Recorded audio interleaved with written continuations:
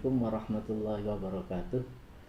Alhamdulillahirabbil alamin wal aqibatu lil muttaqin wala udwana illa 'alal dzalimin. Asyhadu an la ilaha illallah wa asyhadu anna Muhammadar Rasulullah. Allahumma shalli ala Muhammad wa ala ali Muhammad kama shallaita ala Ibrahim wa ala ali Ibrahim innaka Hamidum Majid. Qumu bitadris ad-durusi at-teknologia wasaitu ta'allum, teknologi dan media pembelajaran. Pekan yang lalu saya sudah menyampaikan materi tentang teori dan strategi belajar, teori dan strategi dalam belajar. Mungkin antum saya yakin sudah membaca ya, kemudian mungkin ada beberapa pertanyaan. Nanti setiap mahasiswa ya absen di kolom komentar YouTube, kemudian kalau ada pertanyaan disampaikan sekalian pertanyaannya apa, dan insya Allah pada hari yang sama langsung saya balas ya. Atau paling lambat besok paginya saya balas. Seperti yang antum baca di materi yang kemarin, teori dan strategi belajar. Jadi dalam belajar ada beberapa teori yang populer ya. Teori yang populer diantaranya teori belajar behavioristik, kemudian teori belajar kognitif, ada lagi teori belajar humanistik, teori belajar konstruktivistik, agak ribet ya bacanya, konstruktivistik, dan teori kecerdasan majmuk atau kecerdasan ganda. Kemudian ada lagi teori belajar sosial. Ini adalah pendekatan yang disampaikan oleh para ahli psikologi pendidikan ya, dalam melakukan kegiatan belajar. Ya, yang pertama akan kita bahas teori belajar behavioristik. Ya, tadinya harusnya hari ini, bukan harusnya ya, hari ini jadwalnya itu adalah tatap muka gitu. Saya udah senang banget bisa tatap muka karena menyampaikan secara langsung itu memang lebih humanis ya, daripada menyampaikan sesuatu mengajar di depan HP gitu kan, di syuting tapi ya nggak apa-apa, ini karena kondisi ya, kita enjoy aja, kita nikmatin, kita syukurin. Bahkan ada kelebihan ketika kita belajar online itu videonya bisa diputar berulang-ulang kan. Kalau belum paham putar lagi. Kalau tatap muka nggak mungkin kita nyuruh ustadznya ngajar kita berulang-ulang untuk materi yang sama kan. Nah, ya kita nikmatin aja. Ya, teori belajar behavioristik itu menekankan pada hasil yang diukur dan diamati. Jadi guru itu tidak akan banyak berceramah, tidak akan banyak memberitahu secara verbal, tidak akan terlalu bertele-tele, tetapi dia memberikan contoh dan perilaku guru itu sendiri, sehingga murid itu melihat dan meniru gitu. Jadi di sini teori belajar behavioristik itu menekankan pada perilaku, yaitu akhlak ya. Jadi kalau orang tanya akhlak gitu kan, atau kalau orang mau nikah gitu kan, antum ini kan usia mau nikah, udah usia 20 ke atas kan, usia mau nikah, itu agama kita memberikan arahan yang luar biasa ya. Di hadis disebutkan orang menikah itu ada 4 alasan utama kan, ada 4 hal yang dicari itu. Pertama kekayaannya, kedua ketampanan fisiknya, kemudian ketiga keturunan ya, kemudian yang keempat adalah akhlaknya, agamanya. Kemudian sahabat itu bertanya, ya Nabi, apa itu agama? Kata Nabi, ad-dinu husnul khuluq, agama itu adalah akhlak yang baik. Lalu kita bertanya nih, akhlak nih sebenarnya apa gitu kan? Apakah akhlak itu sekedar perilaku gitu kan? Apakah akhlak itu sekedar tingkah laku gitu. Ternyata kalau kita dalami, makna akhlak ini lebih luas dari itu ya. Akhlak ini kan seakar kata dengan khalaqa yakhluqu, jadi sesuatu yang tercipta. Sesuatu yang tercipta dari diri seseorang. Apa itu? Pertama, perkataan. Kedua, perbuatan. Ketiga, pikiran. Dan keempat, perasaan ya, minimal 4 hal itu ya. Sesuatu yang tercipta dari diri seseorang itu kan ada minimal 4 gitu. Perkataan, perbuatan atau sikap atau tingkah laku ya, kemudian pikiran dan perasaan.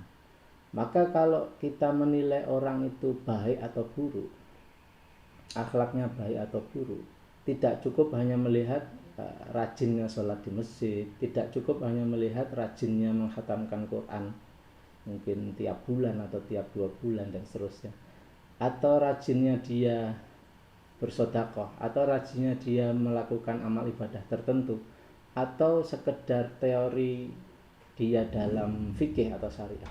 Belum cukup ya. Tapi akhlak itu kita lihat dari perkataannya gimana. Apakah omongannya itu baik, lisannya itu apakah cenderung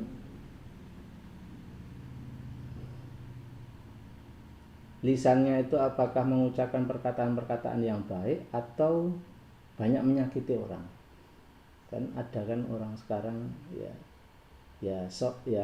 dikatakan orang soleh, kemudian dikatakan orang alim, ilmu agamanya katanya tinggi, tapi lisannya sering mencaci maki saudara sesama muslim gitu kan.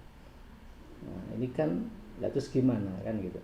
Maka ini yang perlu kita catat ya. Akhlak yang baik itu orang itu omongannya baik, ucapannya tidak menyakiti orang lain, tidak menyinggung orang lain, tidak mempermalukan orang lain, tidak menjatuhkan orang lain, itu lisannya baik.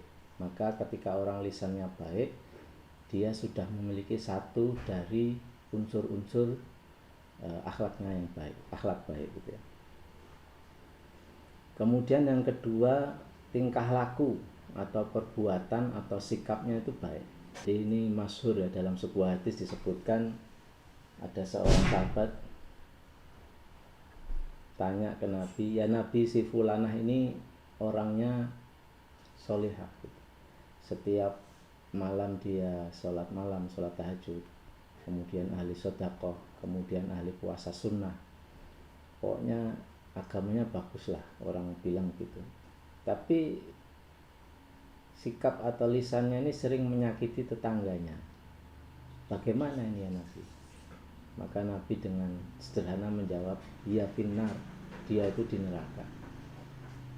Ini kan ngeri ya, ngeri. Ketika orang itu banyak sekali berbuat baik, tapi lisannya tidak dijaga gitu kan. Dia sering menyakiti orang lain, menyakiti tetangganya, atau bahkan malah menyakiti saudaranya, menyakiti orang tuanya, menyakiti orang-orang terdekat. Maka itu berbahaya sekali gitu kan, bisa menguras pahala kita sehingga kita bisa ya naudzubillah min dzalik, bisa terjerumus ke neraka gitu ya. Ini perlu kita catat. Jadi akhlaknya baik itu pertama lisannya baik, yang kedua perbuatan atau perilakunya itu atau sikapnya itu baik, sehingga dia menjaga betul perilakunya, sikapnya, tingkah lakunya kepada orang lain, kepada keluarga, kepada orang tua dan seterusnya. Dan yang ketiga, dia perasaannya itu baik, tidak hasad, tidak iri dengki, tidak memelihara kebencian ya, tidak memelihara dendam dan seterusnya. Ketika dia bisa menjaga hatinya, perasaannya dibersihkan, maka insya Allah dia digolongkan orang yang akhlaknya atau agamanya baik. Dan yang keempat, pikirannya baik gitu kan, pemikirannya baik, cita-citanya baik, jadi yang bermaslahat lah. Kan ada orang yang kalau ditanya apa sebenarnya yang kamu inginkan, misalkan dia menjawab, saya tuh sebenarnya pengen jadi orang yang kaya gitu. Kemudian dia bilang, enak ya pejabat itu, kalau jadi pejabat kemudian dia bisa ya bisa ngakalin anggaran, bisa mengambil apa namanya duit dengan nilai yang besar gitu. Maka orang ini meskipun dia tidak melakukan atau belum melakukan, tapi dia punya potensi besar berbuat buruk, yaitu korupsi, karena dia sudah punya pemikiran yang tidak baik. Maka ini harus dihindari gitu kan. Jadi dalam teori behavioristik ini menekankan pada perubahan perilaku. Jadi teori belajar ini adalah menularkan dan menanamkan nilai-nilai yang baik kepada anak didiknya, yaitu dengan perilakunya sendiri. Dia omongannya harus baik, kemudian sikapnya baik, lalu pemikirannya baik, cita-citanya baik, keinginannya baik, perasaannya baik. Maka insya Allah dia disebut orang yang akhlaknya baik, agamanya baik. Karena di hadis yang lain Nabi menyebutkan yang baik itu timbangannya berat sekali. Jadi akhlak yang baik itu timbangan pahalanya berat sekali. Itu disebutkan Nabi dalam hadis khusus. Nah, kemudian kalau kita kaji contoh-contoh teori belajar behavioristik ini, jadi ya contohnya misalkan tentang ilmu faraid yang sudah saya sampaikan di slide itu. Jadi murid itu dinilai berhasil belajar, berhasil mempelajari ilmu faraid ketika dia membagi warisan, dia itu sudah benar-benar adil sesuai dengan angka-angka dalam Al-Quran. Sekali lagi, kalau dari sisi teori behavioristik, seorang murid itu dinilai berhasil belajar ilmu faraid kalau dia sudah membagi warisan sesuai dengan angka-angka dalam Al-Quran, sesuai dengan kaidah ilmu faraid. Jadi kalau ada murid itu ujiannya ilmu faraid dia nilainya 100 gitu, nilainya 100, dia hafal teorinya semua, tapi ketika dia berada pada posisi memutuskan atau membagi warisan dari keluarganya kemudian tidak sesuai dengan ilmu faraid, maka dia dalam kacamata teori belajar behavioristik dia adalah orang yang gagal gitu kan. Meskipun dia hafal 100%, nilainya 100 dalam ilmu faraid. Ini adalah teori belajar behavioristik yang dalam Islam sendiri kecenderungannya seperti ini. Jadi Islam itu mengajar atau mendidik Nabi kita Nabi Muhammad SAW itu mendidik umatnya untuk memperbaiki akhlaknya. Innama bu'istu liutammima makarimal akhlak. Jadi akhlak itu yang utama. Tapi kemudian semakin kesini, dunia semakin modern, apa-apa harus distandarisasi, harus diukur, harus ada angka-angkanya, begitu kan. Orang belajar sekarang udah agak-agak beda gitu. Orang menuntut ilmu itu harus ada rapotnya, harus ada nilainya, harus ada angkanya, nilainya A, mungkin B, mungkin C, ya dan seterusnya itu. Apalagi di sekolah itu kan kita ada skala nilai sampai 100 mungkin. Kalau tes teorinya benar semua nilainya 100, salah satu 90 dan seterusnya. Jadi modernisasi pendidikan itu yang efek sampingnya adalah orang itu dinilai berhasil dalam belajar itu ketika nilainya 100 atau mendekati 100. Itu dinilai berhasil dalam belajar.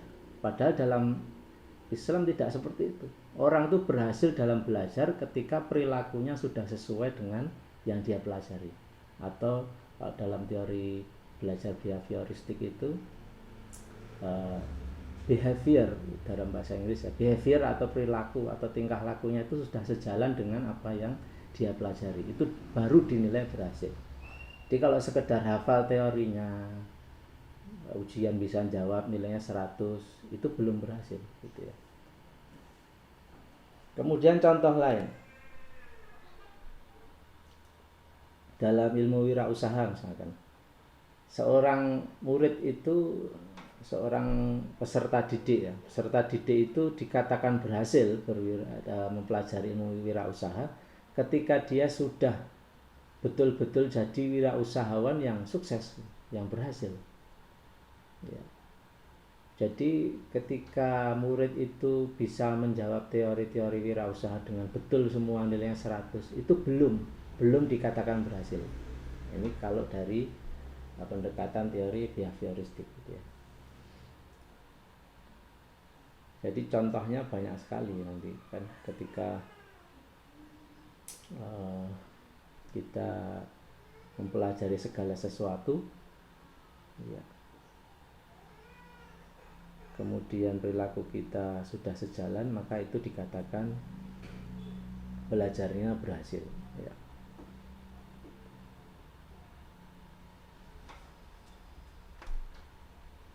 Jadi kesimpulan kita apa? Teori belajar behavioristik itu menekankan pada perubahan perilaku, bukan pada hafalan terhadap ilmu itu sendiri ya. Bukan pada hafalan terhadap ilmu itu sendiri ya. Tentu saja kalau dia hafal ilmunya kemudian dia perilakunya sejalan, itu yang paling bagus. Tapi kalau tidak bisa hafal 100%, yang penting dia ngerti secara keseluruhan, dia ngerti secara general, ngerti, kemudian perilakunya itu sesuai dengan pelajaran itu, maka itu sudah dikatakan berhasil. Tapi kalau dia hafal ilmunya tapi perilakunya tidak sejalan, maka itu dikatakan gagal ya. Belajarnya gagal. Jadi ilmunya itu hanya sampai di ranah kognitif, ranah otak, tapi perilakunya sama sekali tidak berubah. Ini dikatakan belajarnya gagal menurut pendekatan teori belajar behavioristik, dan menurut agama kita juga seperti itu. Jadi ad-dinu husnul khuluq, agama itu adalah akhlak yang baik. Maka kalau antum nanti ya, ini usia mau nikah, kalau mau nikah itu muta'aruf ya, lihat agamanya, lihat akhlaknya, bagaimana perkataannya, bagaimana pikirannya, bagaimana perasaannya atau hatinya, bagaimana sikapnya, tingkah lakunya. Kalau masalah ilmu agama itu nanti hanya menjadi salah satu bonus gitu ya. Lebih baik lulusan sekolah umum tapi akhlaknya baik, omongannya baik, pikirannya baik, tingkah lakunya baik, kemudian sikapnya baik, itu lebih baik daripada dia sekolah di jurusan agama gitu, mungkin jurusan syariah gitu kan, jurusan syariah tapi akhlaknya kurang baik, omongannya kurang baik, suka mencaci maki pihak lain, suka mencaci maki golongan lain, suka mencaci maki orang yang tidak dalam kelompoknya dan seterusnya. Itu berbahaya malah kan. Nah, kemudian pikirannya nggak baik, merasa dirinya paling benar gitu kan, pendapatnya paling benar, kemudian hatinya nggak baik ya, merasa orang lain keliru semua, dia sendiri atau kelompoknya sendiri yang betul, itu bahaya. Maka ini harus kita catat betul-betul, harus kita perhatikan ya. Tentu saja itu yang paling baik, yang nomor satu itu orang yang ilmu agamanya itu, ilmu agamanya luas, ilmu agamanya dalam, tapi lisannya juga baik, tapi pikirannya juga baik, tapi hatinya juga baik, sikapnya, tingkah lakunya sejalan dengan ilmunya. Itu tentu saja yang terbaik seperti itu. Kemudian teori yang kedua ini teori belajar kognitif. Teori belajar kognitif. Jadi materi pelajaran yang diberikan secara berkesinambungan dan beradaptasi dengan tepat dengan struktur kognitif yang telah dimiliki siswa sebelumnya. Jadi dalam teori ini ilmu pengetahuan dibangun dalam diri seseorang melalui proses interaksi yang berhubungan dengan lingkungan. Ya. Jadi teori belajar kognitif ini cenderung sampai ke otak aja gitu kan. Cenderung orang itu dinilai berhasil dalam belajarnya ketika dia hafal materi pelajaran itu, kemudian dia bisa menjadikan materi itu sebagai analisa berpikir, kemudian jadi disebutkan ranah kognitif itu mencakup kegiatan otak, yaitu ada 6 aspek, yaitu pengetahuan, hafalan, ingatan atau knowledge, kemudian pemahaman, comprehension, penerapan, analisis, sintesis, dan penilaian atau penghargaan. Jadi cenderungnya dia sampai pada wilayah otak. Jadi ketika seseorang itu belajar sesuatu, dia bisa menghafal materi itu, dia bisa memahami, bisa menerapkan materi itu dalam konteks ketika ada masalah secara teoritis ya. Kemudian bisa menganalisa, sintesa, dan melakukan evaluasi masalah-masalah berdasarkan teori itu, maka dia sudah dinilai berhasil.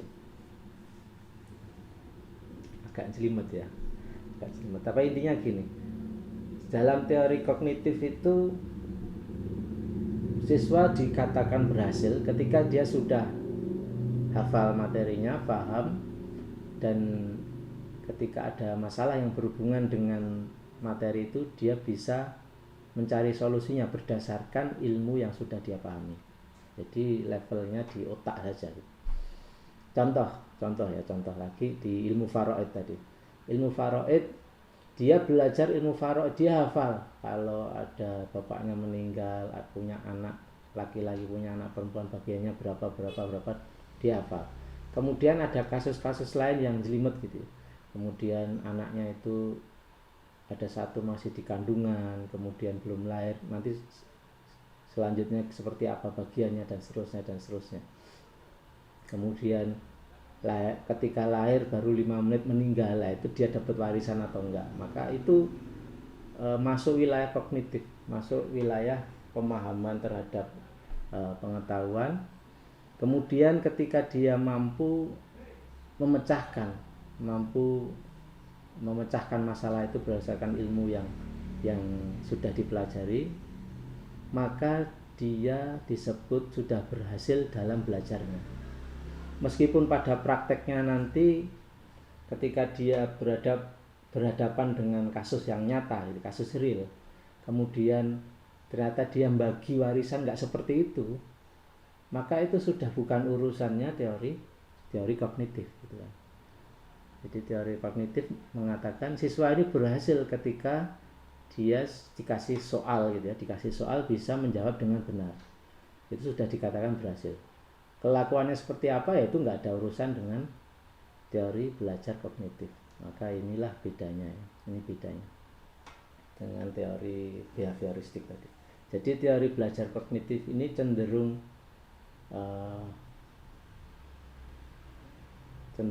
hanya sampai pada otak ya, hanya sampai pada otak. Selama murid itu paham, ngerti, bisa memutuskan masalah berdasarkan ilmunya itu, ya sudah, dia berhasil dalam belajarnya.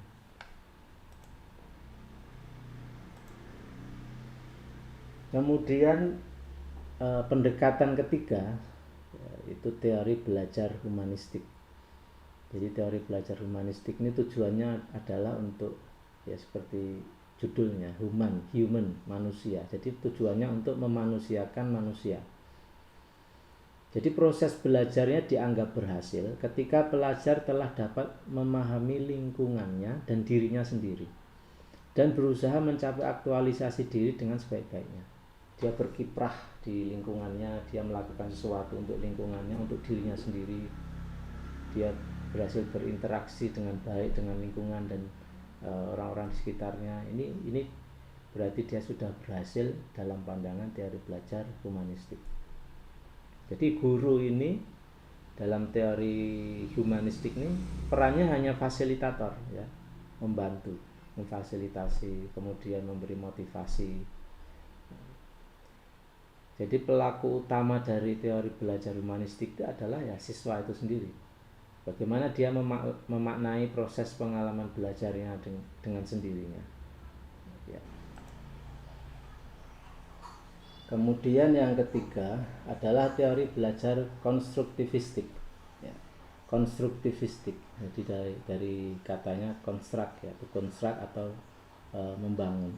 Jadi siswa ini membangun pemahamannya berdasarkan pengetahuan yang direkonstruksi oleh dirinya sendiri, sedikit demi sedikit ya.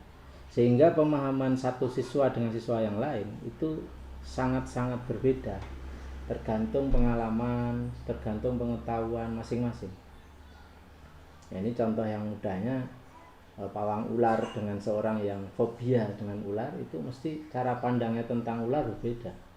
Cara pandang antum yang takut dengan ular dengan cara pandang Panji ya, Panji sang petualang itu terhadap ular tentu sangat berbeda. Kalau kita orang biasa mandang ular itu menakutkan, membahayakan.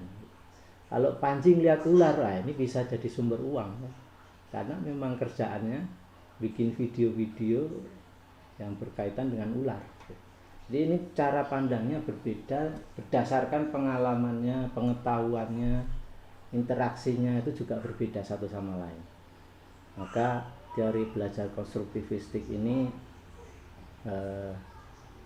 menghasilkan output yang sangat beragam, gitu kan? Tergantung pengalaman dan pengetahuan masing-masing siswa. Jadi guru hanya membantu mengarahkan. Kemudian yang selanjutnya adalah teori kecerdasan majmuk. Teori kecerdasan majmuk atau kecerdasan ganda ya. Jadi kecerdasan itu adalah kemampuan memecahkan masalah yang menghasilkan sesuatu hal yang dibutuhkan dalam latar budaya tertentu ya. Jadi orang itu dikatakan cerdas kalau dia mampu memberikan solusi atau memecahkan masalah yang dihadapi dalam hidupnya dan menghasilkan sesuatu yang berguna dalam hidupnya dan orang lain. Maka orang ini dikatakan orang cerdas. Jadi kalau kita membaca teori-teori pendidikan, kecerdasan majmuk itu diantaranya kecerdasan verbal atau bahasa, kemudian kecerdasan logis matematis, lalu kecerdasan spasial atau ruang, kecerdasan kinestetik atau gerakan atau jasmani ya, kecerdasan intrapersonal, kemudian kecerdasan interpersonal, kecerdasan naturalis, dan kecerdasan eksistensial.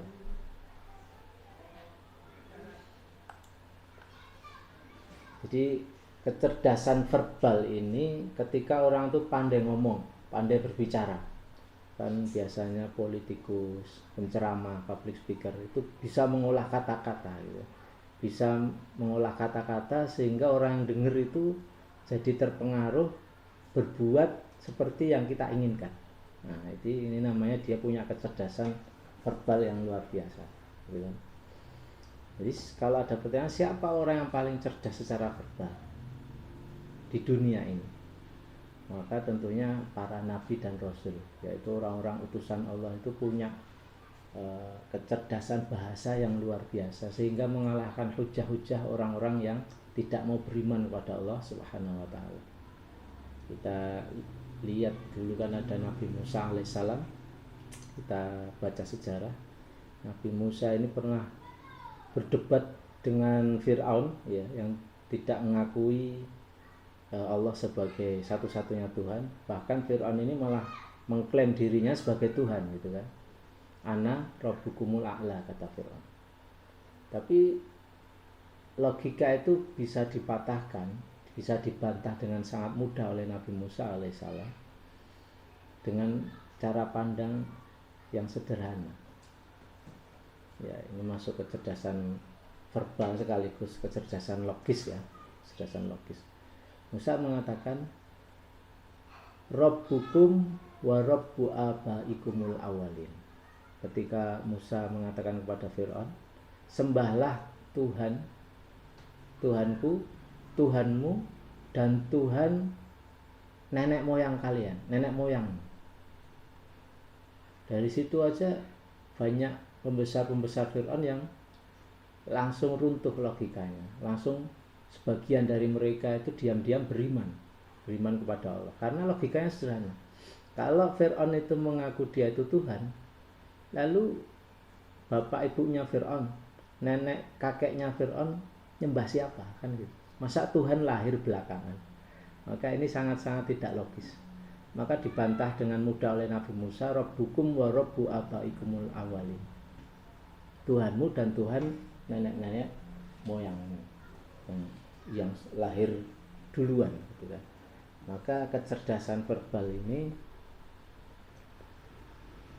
sangat penting ya, untuk berdakwah, sangat penting untuk mengajar, sangat penting untuk mempengaruhi orang agar berbuat yang baik yang diarahkan oleh agama. Ini kecerdasan verbal.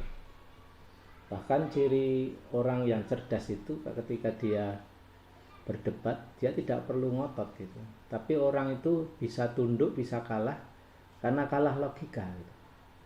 Jadi kalah bukan karena tingginya suara, tapi kalah karena tingginya logika. Ini adalah kecerdasan verbal, kecerdasan logis matematis ya. Bagaimana bisa berpikir logis, bagaimana bisa masuk akal gitu kan, sehingga orang itu kalah gitu, tunduk dan melakukan sesuatu yang baik yang diarahkan oleh agama.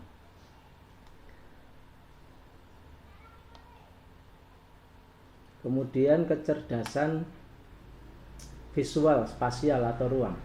Ini kecerdasan yang berhubungan dengan space, ruang, peruangan. Biasanya kecerdasan ini sangat dibutuhkan untuk para arsitek atau teknik sipil, yaitu orang yang bangun bangunan, bangun konstruksi, bangun jembatan. Dia harus bisa memperkirakan dengan baik dan menghitung dengan baik. Bangunan itu harus kuat, kokoh, sekaligus indah dan enak dipandang. Maka ini kecerdasan visual atau kecerdasan ruang. Kemudian kecerdasan kinestetik atau jasmani. Ini biasanya para atlet atau olahragawan itu memiliki kecerdasan kinestetik yang jauh di atas rata-rata orang pada umumnya. Kan kita lihat mungkin di sepak bola itu ada Mohamed Salah gitu kan. Ya, orang sana nyebutnya Mohamed Salah, padahal aslinya kan harusnya Solih gitu. Orang Jawa nyebut Solih susah jadi Soleh ya, orang Eropa nyebut Solih susah jadi Salah gitu, Mohamed Salah, tapi intinya sama, maksudnya Solih gitu. Jadi di sepak bola itu ada Mohamed Salah. Kemudian di MMA ya, mixed martial art ya, di dunia tarung-tarung gitu. Di dunia tarung itu ada Habib Nurmagomedov, kemudian ada Hamzah Chimaev gitu. Kalau orang Eropa nyebutnya Hamzat gitu. Maksudnya Hamzah gitu. Hamzat Chimaev dan seterusnya. Orang-orang seperti ini memiliki kecerdasan gerakan tubuh yang luar biasa. Kayak Habib ini punya rekor 29 kali menang, tidak pernah kalah, tidak pernah draw. Ini kan luar biasa. Bagaimana dengan badan yang seringkali dia itu lebih kecil dari lawannya, tapi dia bisa selalu menang atas izin Allah gitu kan.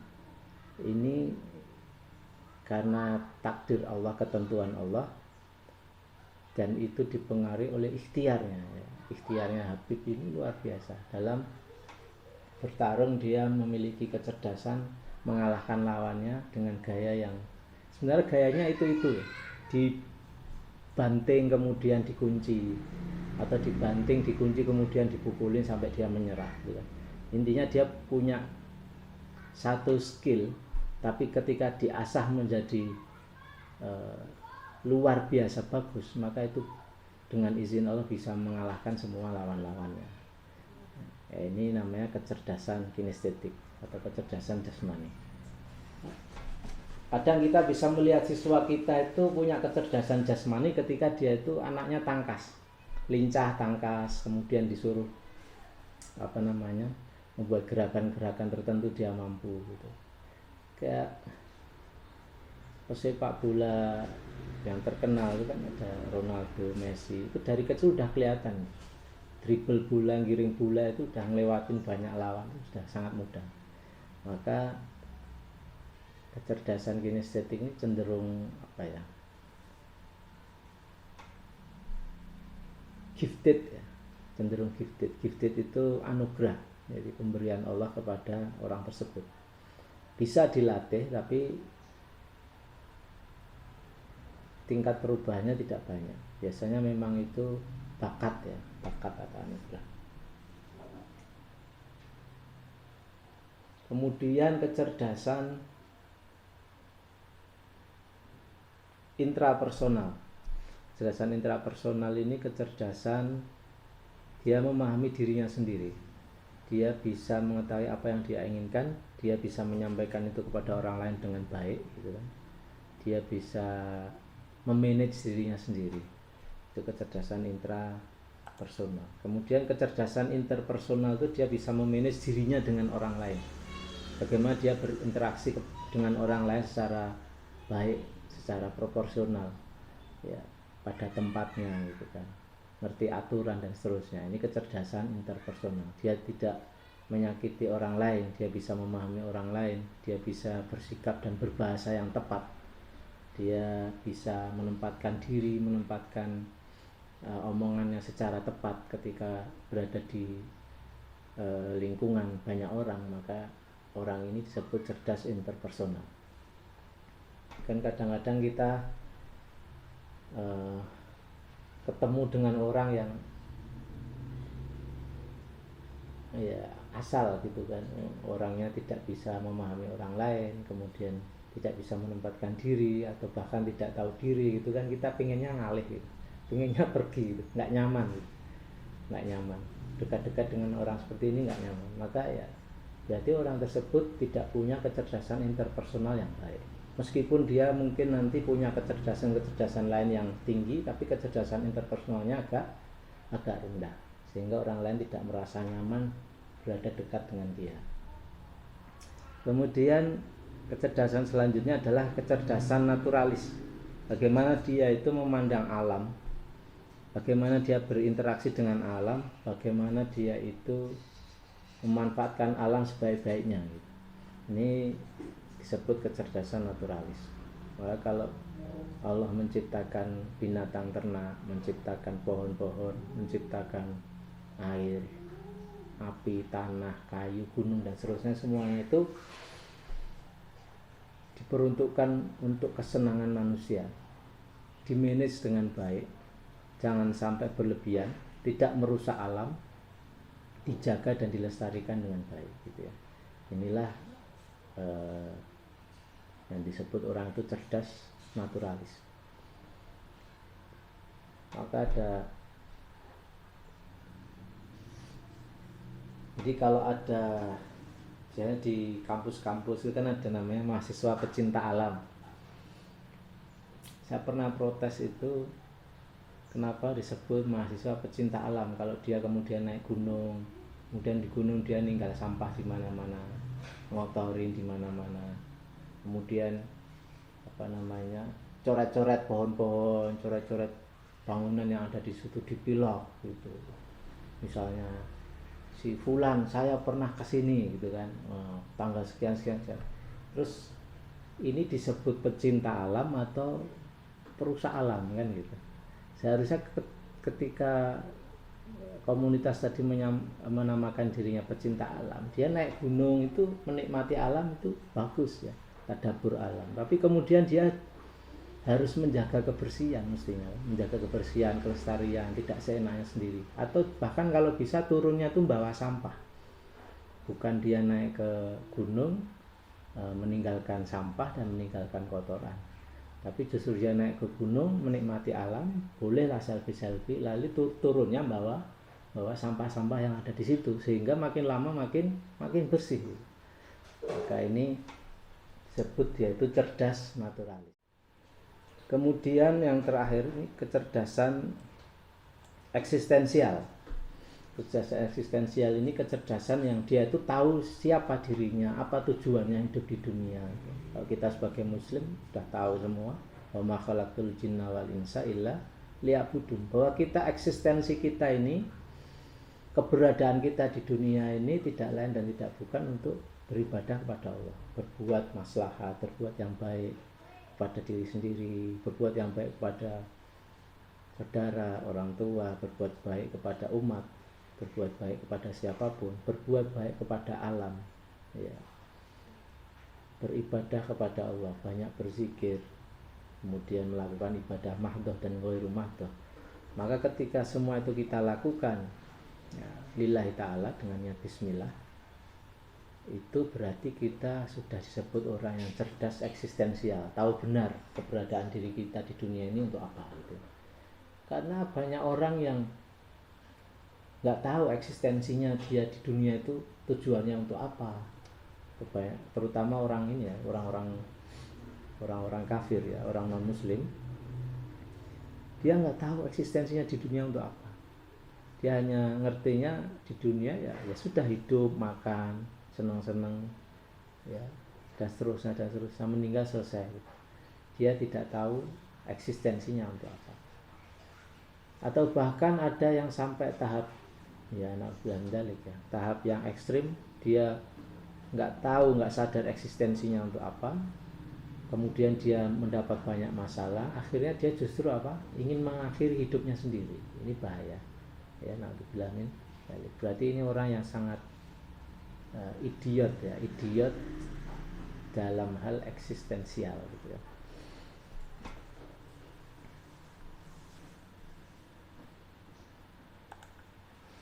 Kemudian teori belajar sosial. Pokok dari teori belajar sosialnya adalah bahwa manusia belajar melalui pengamatan yang dilihatnya terhadap perilaku orang lain. Jadi bagaimana dia itu mempelajari orang lain, interaksi dia dengan orang lain, bagaimana orang lain itu melakukan kegiatan ini, melakukan kegiatan itu, bagaimana orang lain memecahkan masalah, bagaimana kemudian ketika ada problem kemudian bermusyawarah mencari solusi dan seterusnya. Maka ini disebut teori belajar sosial. Jadi manusia belajar melalui pengamatan yang dilihatnya terhadap perilaku orang lain. Jadi dia mengambil contoh, meniru dan memodifikasi, menyempurnakan dan seterusnya. Jadi ini teori-teori belajar yang disampaikan oleh para ahli-ahli pendidikan dan psikolog pendidikan, yang mana kalau kita jeli dalam pendidikan Islam itu, Nabi itu mendidik anaknya, mendidik umatnya, itu sudah mencakup semua teori tadi. Di situ di dalamnya ada behavioristik, ada pendekatan behavioristik, ada pendekatan kognitif, harus hafal, otaknya harus bisa memahami dan mencerna pelajaran. Makanya banyak orang-orang yang hafal Quran ya dalam Islam. Sementara di agama lain nggak ada orang yang hafal Bible, hafal Injil, hafal Tripitaka, hafal kitab-kitabnya, itu nggak ada. Hanya dalam Islam. Karena memang semuanya diasah, semuanya diolah sebaik-baiknya gitu kan. Kognitifnya atau otaknya diasah, behaviornya, perilakunya diasah, sosialnya, hubungan antar manusia diasah, kecerdasan majemuknya diasah, kemudian humanistiknya, sifat kemanusiaannya juga diasah, lalu